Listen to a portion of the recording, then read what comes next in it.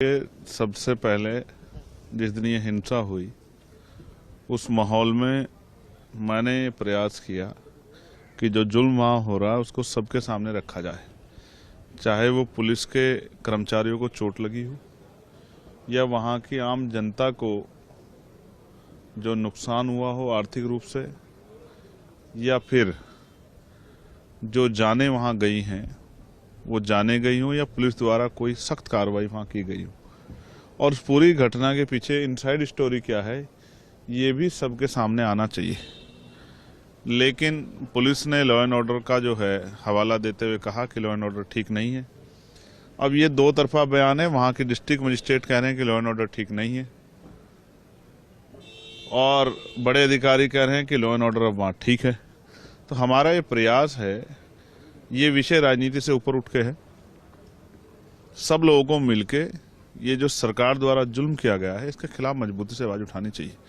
हम अपनी कर्तव्य का निर्वहन कर रहे हैं और जिस तरह से मैंने कल एक इंटरव्यू जो है भारत के एक सीनियर वकील का सुना और उस इंटरव्यू में जिस तरह मैंने पूर्व चीफ जस्टिस के विषय में जो सुना वो सुन के बड़ा तकलीफ हुई कि हम किसको क्या समझते हैं और वो क्या निकलता है। अगर न्यायपालिका में सरकार का हस्तक्षेप हो जाएगा तो फिर विपक्ष को या आम जनता को न्याय मिलना संभव नहीं है। मैं इस समय पीड़ा महसूस कर रहा हूं कि आज आजाद भारत किस ओर जा रहा है। इसमें धार्मिक अल्पसंख्यकों पे, उनमें भी मुसलमानों पे और जैनों पे, सिखों पे जिस तरह का जुल्म हो रहा है, बौद्धों पे जिस तरह का जुल्म हो रहा है वो किसी से छिपा हुआ नहीं है।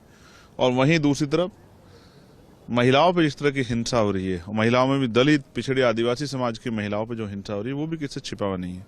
और ये सब सरकार की जानकारी में हो रहा है और सरकार इस पे कोई अच्छा ठोस कदम नहीं उठा पा रही। ये सरकार का फेलियर है, सरकार को इस ओर ध्यान देना चाहिए। लेकिन सवाल ये है कि जब परिस्थिति वहाँ पर खराब है, पुलिस इसी लिए कह रही है कि वहाँ मत जाइए, तो ऐसे में जाना क्या जरूरी है? परिस्थिति खराब किसने की? सरकार के लोगों ने, एडमिनिस्ट्रेशन, पुलिस ने या विपक्ष के लोगों ने?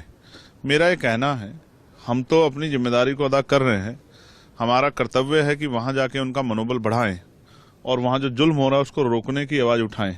लेकिन अगर लॉ एंड ऑर्डर की सिचुएशन अभी बनी हुई है तो हम लोग तो शालीनता से इंतजार कर रहे हैं कब परमिशन मिलेगी। हम कोई ज्यादा जोरमारी थोड़ी कर, अगर जाने की बात है तो हम लोग दौड़ के भी जा सकते हैं, छिप के भी जा सकते हैं, लेकिन हम जिम्मेदार लोग हैं, लापरवाह लोग नहीं। तो इसलिए इंतजार कर रहे हैं कि सही अवसर आए और जाके हम लोग वहां का, अब कल न्यायिक आयोग गया है, देखिए बहुत सारी चीजें निकल के आएंगी, आपको और हमें सबको पता लगेगा, देश को पता लगेगा। एक इससे अलग सवाल है, पॉपुलेशन जो है क्राइसिस हो रही है, इस वजह से मोहन भागवत जी ने कहा है कि अभी तो हम तो ये सुन रहे थे कि देश में पॉपुलेशन इतनी बढ़ गई जिसकी वजह से रिसोर्स कम हो गए, जिसकी वजह से लोगों को रोटी रोजगार नहीं मिल रहा है। ये भारतीय जनता पार्टी के लोग कहते थे। अब उनको चलाने वाला संगठन और उसके प्रमुख अगर ये कह रहे हैं कि साहब 2-3 बच्चे पैदा करो, तो अब मैं फिर ये जानना चाहता हूं कि क्या रिसोर्स बढ़ गए हैं या राजनीतिक एजेंडा सेट नहीं हो पा रहा है। और अगर ठीक है, अब मैं इस पे ये कहूंगा कि उनको जो वो सलाह दे रहे हैं वो सलाह उनको पहले भारतीय जनता पार्टी के नेताओं को देनी चाहिए।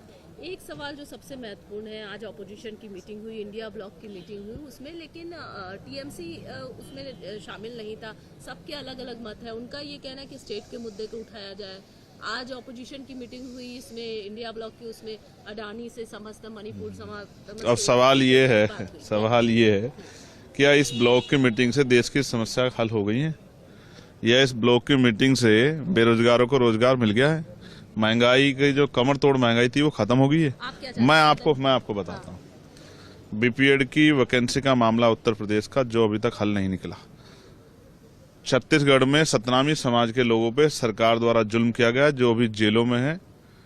250 से ज्यादा लोग पकड़े हुए हैं, अभी तक उनकी रिहाई नहीं हुई और ना सरकार ने आयोग बना के, अभी तक उनका आयोग चल रहा है, जांच हो रही, कोई कार्रवाई अभी तक नहीं हुई। ऐसे बहुत से 69 शिक्षक भर्ती का इशू अभी उत्तर प्रदेश का चल रहा है। बिजली के विषय मैंने आपको बताया था, जिस तरह उसका निजीकरण किया जा रहा है।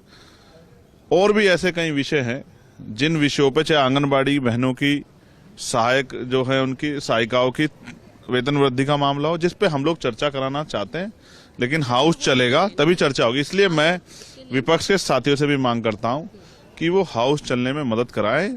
और मैं सरकार से भी कहता हूं कि सरकार के जो कर्मचारी हैं, सरकार के जो हमारे नेतागण हैं, वो जवाब देने की स्थिति में रहें। जवाब से भागने से काम नहीं चलेगा, जवाब तो देना पड़ेगा।